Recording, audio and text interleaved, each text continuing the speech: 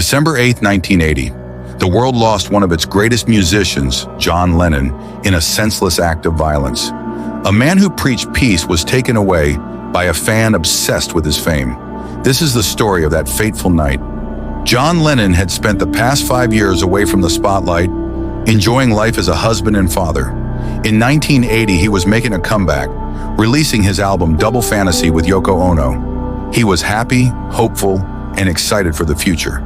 But he had no idea that someone lurking outside his home had other plans. Mark David Chapman was a troubled young man from Hawaii. Once a Beatles fan, he became fixated on the idea that John Lennon was a phony. Inspired by J.D. Salinger's The Catcher in the Rye, he convinced himself that he had to kill Lennon to make a statement. On the morning of December 8, 1980, Chapman arrived at the Dakota, where Lennon lived. He waited for hours, blending in with fans outside the building. At around 5 p.m., Lennon stepped out of his building. Chapman approached him, holding a copy of Double Fantasy.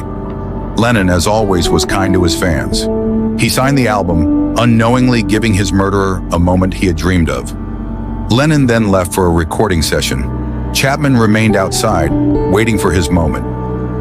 Around 10:50 p.m., John Lennon and Yoko Ono returned from the studio. As they passed through the archway of the Dakota, Chapman stepped out from the shadows. He raised his gun and fired 5 times. 4 bullets struck Lennon in the back and shoulder. He staggered forward, collapsing near the entrance.